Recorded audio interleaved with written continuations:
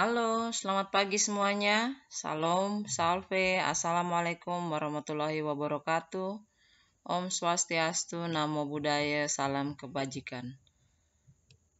Apa kabar kalian semua? Ibu berharap kalian semua dalam keadaan sehat, dimanapun kalian berada.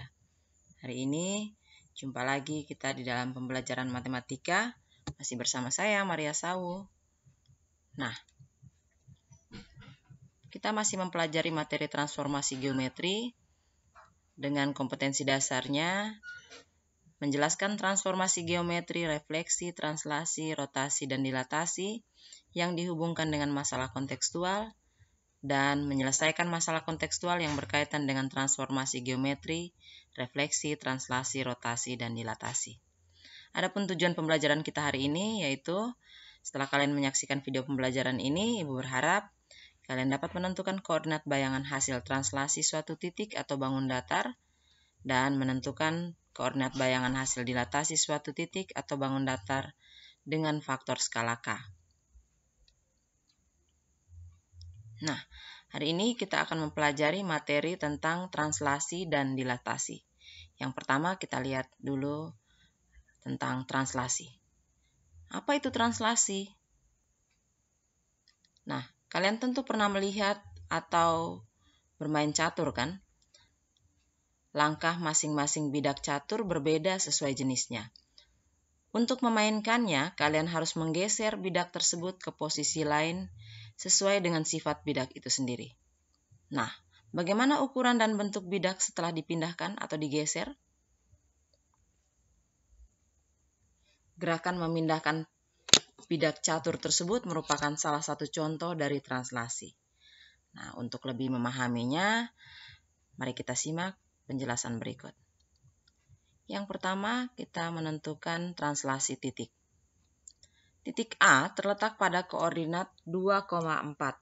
Tentukan koordinat bayangan titik A jika ditranslasikan sejauh 3-2. Nah, sini kita tentukan dulu yang pertama-tama adalah koordinat titik A 2,4. Yaitu ada di sini. Nah, kita translasikan sejauh 3-2. Ini artinya kita geser ke kanan 3 satuan. 1, 2, 3. Nah, kita geser 3 satuan. Kemudian negatif 2 berarti ke arah bawah. 1, 2. Kita geser ke bawah sejauh 2 satuan. Maka kita dapatkan hasil translasi titik A 2,4 jatuhnya di 5,2. Nah, sekarang kita lihat titik A 2,4 jika ditranslasikan sejauh 3-2, maka bayangannya adalah 2 ditambah 3, dapatkan hasilnya 5, kemudian 4 tambah negatif 2 atau 4 kurang 2. 4 kurang 2 hasilnya 2, sehingga titiknya adalah 5,2. Nah, bagaimana dengan hasil translasi bidang? Sama.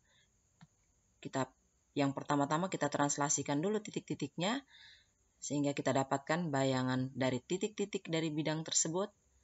Kemudian kita hubungkan titik-titik bayangannya, kita dapatkan bidang yang dimaksud. Nah, di sini saya punya contoh. Diketahui sebuah segitiga ABC dengan koordinat titik A 1,3, B 1,-1, dan C 4,-1. Gambarlah segitiga ABC jika ditranslasikan sejauh negatif 4, negatif 3. Negatif 4 berarti arahnya ke kiri, negatif 3 ke bawah. Ya. Nah, sekarang yang pertama-tama kita tentukan dulu posisi titik A, B, dan C pada koordinat kartesius. Titik A koordinatnya 1,3. Berarti ada di sini. Titik A, titik B 1,-1, dan titik C 4,-1. Kita hubungkan A, B, dan C, maka kita dapatkan segitiganya. Nah, sekarang kita geser titik A, B, dan C sejauh negatif 4, negatif 3. Ini artinya kita geser titik A, B, dan C sejauh 4 satuan ke kiri dan 3 satuan ke bawah. Nah, sekarang kita lihat yang pertama, titik A.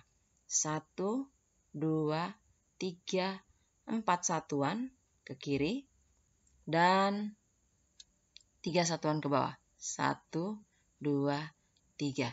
Jadi kita dapatkan bayangan dari titik A adalah negatif 3,0. Nah, sekarang kita lihat titik A 1,3 jika ditranslasikan sejauh negatif 4, negatif 3, maka kita dapatkan bayangannya 1 kurang 4, 3 kurang 3. 1 kurang 4, negatif 3, dan 3 kurang 3 hasilnya 0. Sama ya, kita lihat. Ini kita perhitungan dengan cara ini, dan dengan cara digambar, kita dapatkan hasil yang sama, yaitu titik A aksen atau bayangan dari titik A adalah negatif 3,0. Nah, sekarang kita lihat yang titik B, 1, negatif 1. Kita geser 4 satuan ke kiri, 1, 2, 3, 4, dan 3 satuan ke bawah, 1, 2, 3. 3 satuan ke bawah, sehingga kita dapatkan titik negatif 3, negatif 4. Ya, negatif 3, negatif 4. Nah, sekarang kita lakukan perhitungannya. Apakah kita dapat yang sama? Kita lihat titik B 1, negatif 1 ditranslasikan sejauh negatif 4, negatif 3. 1 kurang 4 hasilnya negatif 3. Negatif 1 kurang 3 hasilnya negatif 4. Sehingga bayangan dari titik B atau B aksen adalah negatif 3, negatif 4. Sama ya. Nah, sekarang terakhir titik C. Titik C kita geser sejauh 4 satuan ke kiri, yaitu 1, 2, 3, 4 satuan ke kiri, dan 3 satuan ke bawah, 1, 2, 3 satuan. Nah, kita dapat di 0, negatif 4. Ini C aksennya, 0, negatif 4. Coba kita buat dengan perhitungannya. Titik C 4, negatif 1 ditranslasikan sejauh negatif 4, negatif 3. Ini berarti 4 kurang 4, 0. Dan negatif 1 kurang 3, dapatnya negatif 4. Sehingga titiknya adalah 0, negatif 4. Nah, setelah kita dapatkan bayangan-bayangan titiknya, tinggal kita hubungkan A aksen, B aksen, dan C aksen. Kita dapatkan bayangan dari segitiga hasil translasi sejauh negatif 4, negatif 3. Nah, bagaimana anak-anak? Kalian paham kan? Apa yang bisa kita simpulkan tentang translasi? Ya, translasi merupakan transformasi yang memindahkan setiap titik pada suatu bidang atau bangun geometri dari suatu posisi ke posisi lainnya. Nah, sehingga yang terjadi pada translasi adalah bentuk bangunnya tetap dan yang terjadi perubahan adalah posisi atau letak dari titik atau bangun datarnya. Nah, sehingga bisa kita rumuskan translasi, kita bisa cari dengan rumus jika suatu titik P, X, Y ditranslasikan sejauh AB, maka P aksennya adalah X tambah A, Y tambah B, di mana A adalah pergeseran untuk sumbu X, sedangkan B adalah pergeseran untuk sumbu Y. Nah, kita lanjut ke dilatasi. Apa itu dilatasi? Perhatikan miniatur pesawat terbang berikut ini. Miniatur pesawat terbang ini mempunyai bentuk yang sama dengan pesawat terbang sesungguhnya. Ya, tetapi ukurannya saja yang lebih kecil. Bentuk seperti miniatur pesawat terbang ini telah mengalami dilatasi diperkecil dari pesawat terbang sesungguhnya. Ya, jadi pesawat terbang yang sesungguhnya itu kan besar. Jadi sedangkan miniaturnya dalam ukuran yang kecil. Nah, ini yang disebut dengan dilatasi. Selain itu, pernahkah kalian memperkecil atau memperbesar ukuran foto kalian? Nah, ketika kalian memperbesar atau memperkecil ukuran sebuah foto, maka kalian telah menerapkan konsep dilatasi. Nah, untuk lebih memahami tentang dilatasi, perhatikan penjelasan berikut. Sebuah segitiga ABC dengan koordinat titik A negatif 3,2, B 1, negatif 4, dan C 2,1. Tentukan bayangannya jika didilatasi terhadap titik pusat O 0,0 dengan faktor skala K sama dengan 2. Nah, yang pertama-tama kita tentukan dulu letak titik A, B, dan C pada bidang kartesius. Titik A negatif 3,2 berarti 3 ke kiri, 2 ke atas. Ada di sini titik A. Titik B 1, negatif 4 berarti 1 ke kanan, 4 ke bawah. Berarti ada di sini. Titik C 2,1, 2 ke kanan, 1 ke atas. Nah, ini segitiga A, B, C.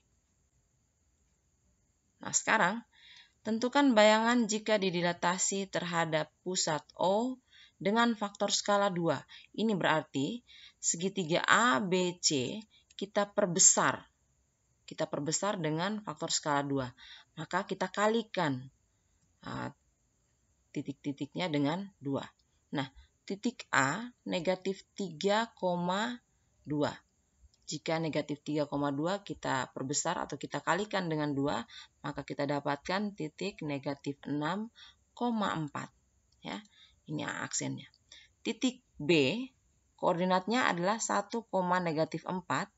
Nah, ketika kita perbesar 2 kali, titik 1, negatif 4, kita dapatkan titiknya 2, negatif 8. Ada di sini. Itu B aksen. Sedangkan titik C, 2,1 diperbesar 2 kali, berarti titiknya menjadi 4,2. Titik C aksen. Kita hubungkan, nah kita dapat lihat bahwa segitiga A aksen, B aksen, C aksen diperbesar dengan faktor skala 2. Ukurannya lebih besar daripada segitiga ABC. Dengan menggunakan perhitungan, kita bisa lakukan, tinggal kita kalikan 2 saja titik-titiknya. Di sini titik A 3, negatif 2 dengan faktor skala 2, maka A aksennya menjadi 2 kali negatif 3, 2 kali 2. Sehingga bayangan A adalah negatif 6,4. Begitupun titik B 1, negatif 4 diperbesar dengan faktor skala 2, berarti B aksen 2 kali 1, 2 kali negatif 4. Sehingga bayangan B adalah 2, negatif 8. Titik C 2,1 diperbesar atau didilatasi dengan faktor skala K sama dengan 2, maka C aksen adalah 2 kali 2, 2 kali 1. Sehingga bayangan titik C adalah 4,2. Nah, selain dilatasi diperbesar, ada pula dilatasi diperkecil. Ya. Oleh karena itu, apa yang dapat kita simpulkan tentang dilatasi? Nah, dilatasi merupakan transformasi yang memindahkan setiap titik pada suatu bidang atau bangun geometri yang bergantung pada titik pusat dilatasi dan faktor skala atau K. Bisa kita lihat dari contoh tadi bahwa pada dilatasi, ukuran bidang atau bangun geometrinya berubah. Ya. Terus bentuk bangunnya tetap.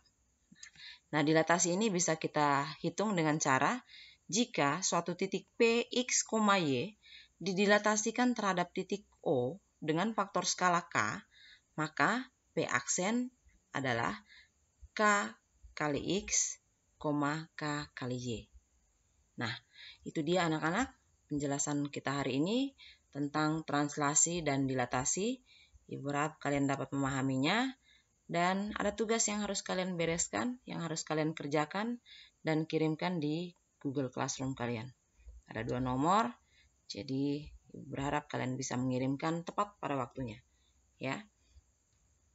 Nah, dengan demikian, pembelajaran kita hari ini sampai di sini. Jangan lupa mempelajari materi tentang geometri transformasi yang sudah kita pelajari sebelumnya, yaitu rotasi, translasi, dilatasi, dan refleksi. Ya. Sampai jumpa di pertemuan selanjutnya. Salam, salve, assalamualaikum warahmatullahi wabarakatuh. Om Swastiastu, Namo Buddhaya, salam kebajikan.